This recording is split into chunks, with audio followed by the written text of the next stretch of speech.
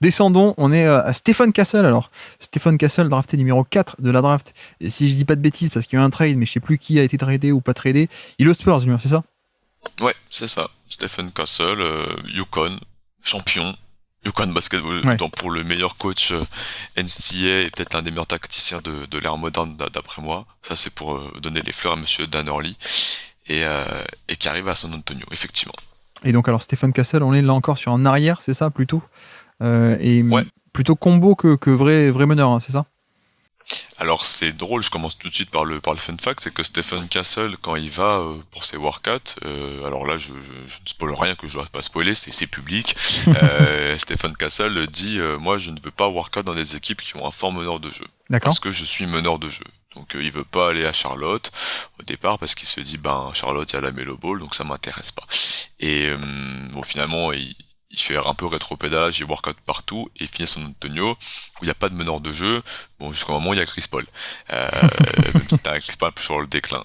Et ce joueur-là, il était meneur combo au lycée, et quand il arrive à UConn, c'est une équipe où t'as un joueur Tristan Newton qui avait 4 ans d'expérience universitaire qui était un meneur de jeu.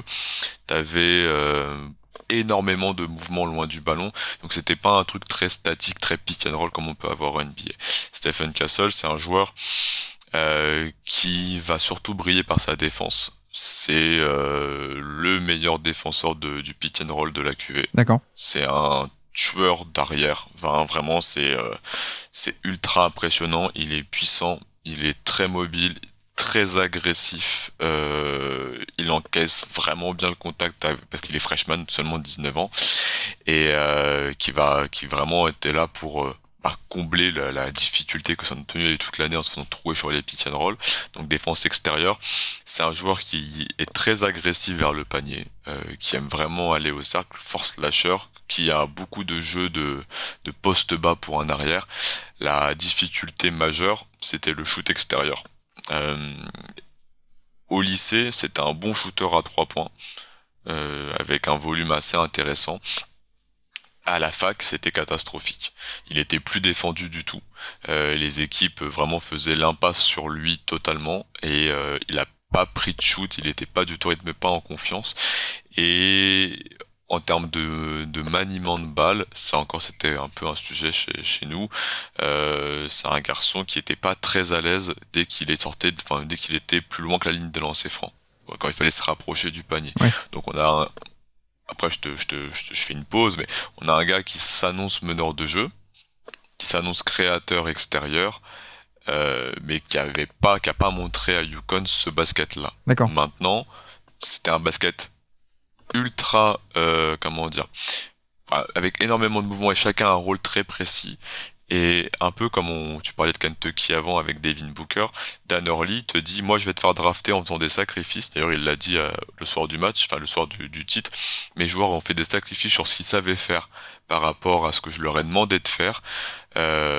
Donc ils voulaient peut-être faire plus de choses mais ils l'ont pas fait. Et je pense que Stephen Castle a beaucoup plus sous la pédale que ce qu'il a pu montrer lors de son année universitaire.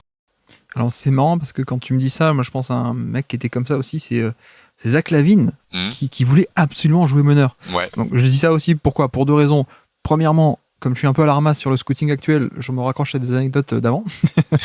Non mais blague à part, pardon. Non, pour de vrai, pourquoi je cite ça, c'est que bon, il est tombé dans un écosystème qui en plus n'était pas parfait, mais bon, il a pas joué meneur quoi. Donc par rapport à ça, tu vois, le mec a des velléités. J'ai quand même confiance en des front office compétents ou des front office tout court qui disent bah non, si c'est pas trop ton jeu, ne fais pas trop ça, on va te développer autrement. Et d'ailleurs, Lavigne, que moi je détestais à l'époque parce que justement ses velléités me faisaient un peu peur et que le jeu était compliqué, bon, il a développé pas mal de trucs par ailleurs. Mais c'est vrai que en plus, tu parles de ça et le mec voulait être meneur. Si je dis pas de bêtises, hein, parce que je m'y connais moins que toi, mais le système de Dan Hurley, justement, c'est pas un système classique, c'est pas un système héliocentrique, beaucoup de pick and roll, etc. C'est surtout beaucoup de mouvements. Ouais. Donc en plus, le mec qui jouait meneur dans ce système-là, c'est comme jouer meneur dans la motion offense des Spurs à l'époque, où bah ouais, tu joues meneur ok, mais en fait c'est tout le monde qui bouge et puis c'est pas trop la patte d'un meneur quoi. C'est ça, clairement, ouais. C'était vraiment la dernière option possible, quoi. Si ton système capote, qu'il n'y a pas de démarquage, on appelle pick and roll et Ouais. débrouillez-vous, mais c'est vraiment la dernière roue du carrosse. Donc, d'ailleurs, le meneur que je te disais, Tristan Newton, avant, il était dans un système où il y avait que des pick and roll dans une autre fac, East Carolina, et Ouais. c'était un mec qui mettait que des bad shots, et il a explosé dans une offense comme celle de Dan Hurley. Donc, oui, très clairement. On n'avait pas de vrai meneur et je pense que Stephen Castle, système capote qui a pas de démarquage, on appelle pick and roll et Ouais. débrouillez-vous, mais c'est vraiment la dernière roue du carrosse. Donc d'ailleurs le meneur que je te disais, Tristan Newton, avant il était dans un système où il y avait que des pick and roll dans une autre fac, East Carolina, et Ouais. c'était un mec qui mettait que des bad shots et il a explosé dans une chercher quelqu'un qui peut initier du jeu.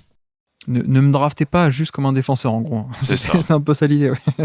Mais alors, en plus, ce qui est intéressant, c'est qu'il fait 6'6 de taille. Donc, si vraiment il arrive à jouer meneur, bah, c'est quand même génial, parce que c'est une énorme taille pour un meneur de jeu, quoi.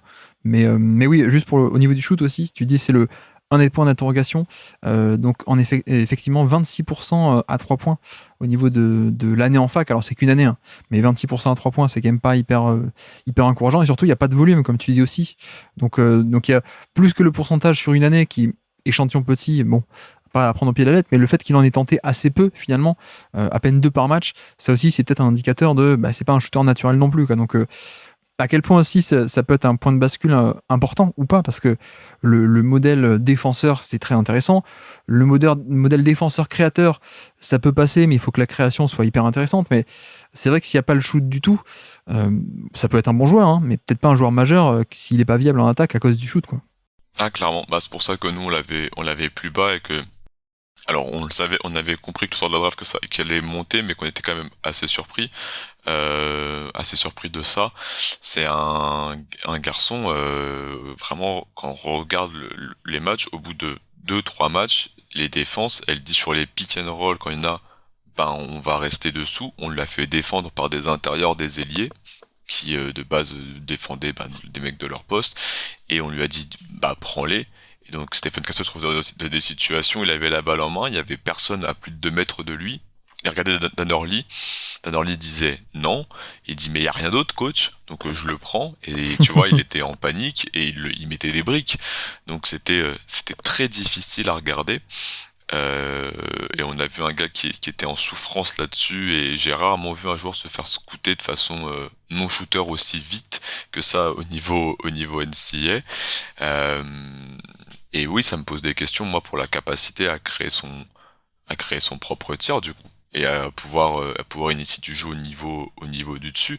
Je l'ai comparé toute l'année dans notre groupe à un Troy Brown Jr. Ah oui, que j'adorais moi. Troy Brown Jr., tu vois, à Oregon, il y a ce côté, alors il y a les mêmes mensurations physiques, c'est le même corps. Il y avait ce côté j'ai joué meneur de jeu, mais j'ai pas la taille d'un meneur de jeu et j'avais pas le dribble. Il y a eu cet essai qui a été fait à Washington où il a joué un peu meneur de jeu. Et puis Ouais. on a très vite abandonné le système parce que il était pas capable de sanctionner de façon régulière à ce moment-là de sa carrière sur du tir extérieur, notamment sur du pull-up, sur le pick and roll où c'était plus possible. Il a développé un peu de catch and shoot par la suite, mais il est jamais devenu le joueur qui était attendu quand il arrive à Oregon. Et moi j'ai ces grosses inquiétudes là, clairement. Mais alors attends, là tu m'intrigues parce que moi, Troy Brown Jr., j'ai un souvenir extraordinaire parce que c'est un mec. Aujourd'hui, c'est un role-player banal, mais je veux dire, Mm. j'avais fait une vidéo de scouting à l'époque, du passing. Vraiment, j'étais amoureux de son passing, hein, Troy Brown Jr.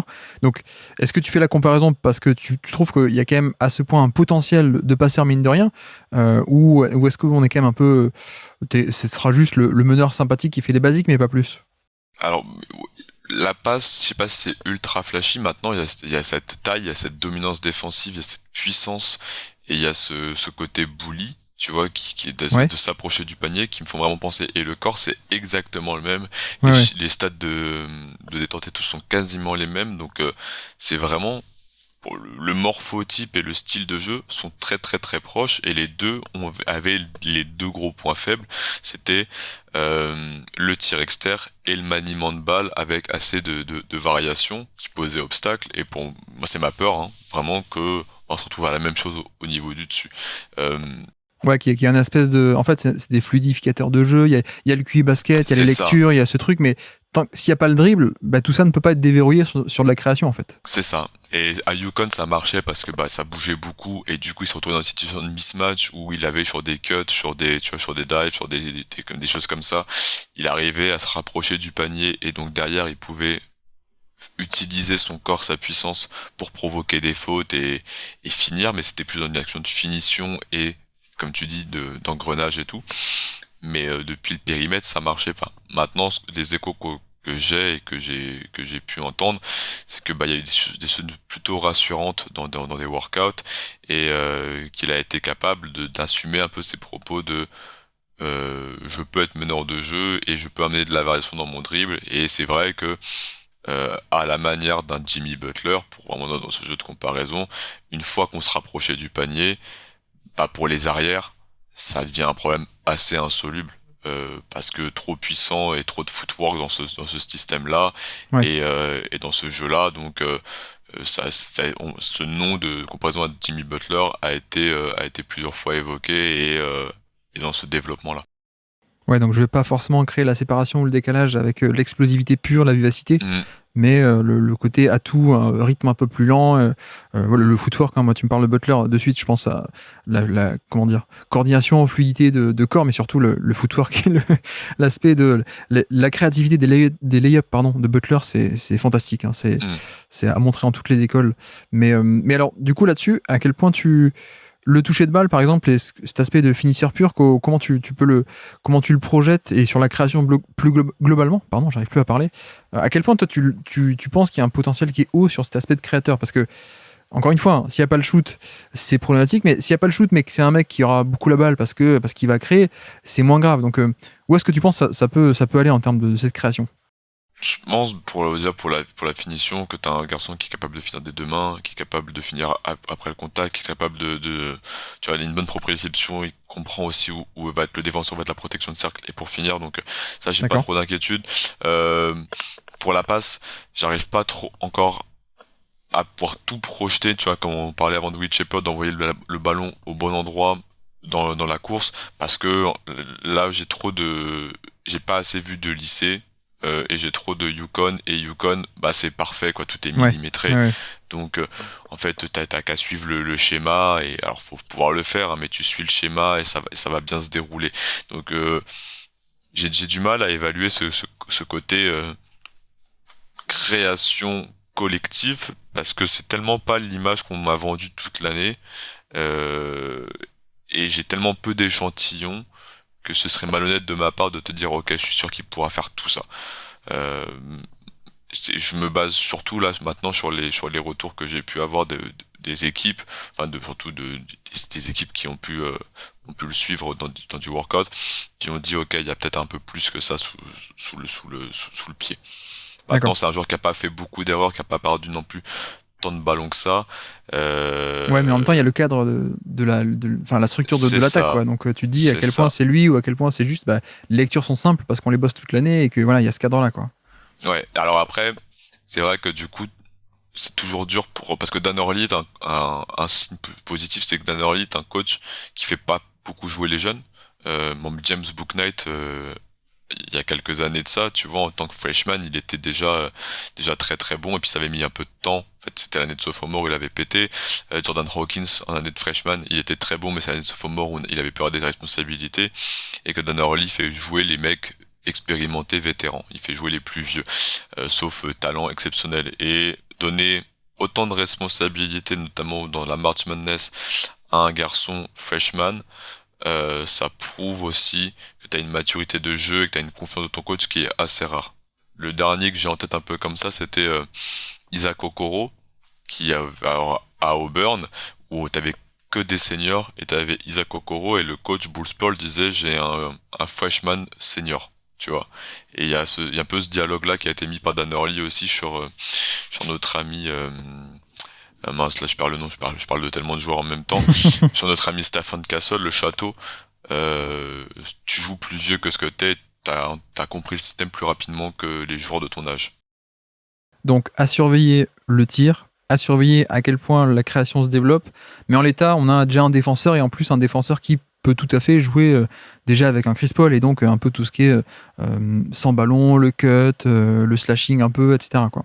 Ah, clairement, je pense que t'as un défenseur, enfin vraiment t'as un excellent défenseur dans ton roster et tous les soirs tu le donnes. Je sais pas, alors viabilité offensive, j'ai Jérémy Soran et Stephen Castle sur le terrain, j'ai très peur, genre j'ai pas envie de voir ça, vraiment ça m'horrifie, ça m'horripile, mais défensivement parlant, ça peut être exceptionnel. Tu peux aligner des 5 exceptionnels en défense à San Antonio. Après, tu sais, pour qu'OMB prenne des pull-ups à 3 points, c'est pas grave, il n'y a pas de spacing. Hein, donc, de toute façon, ça n'impacte pas la prise de décision de Wembanyama. Merci d'avoir écouté cet extrait. S'il vous a plu, l'émission complète est disponible en description et on se donne rendez-vous sur le feed principal du Basket Lab pour l'intégralité des podcasts. À bientôt.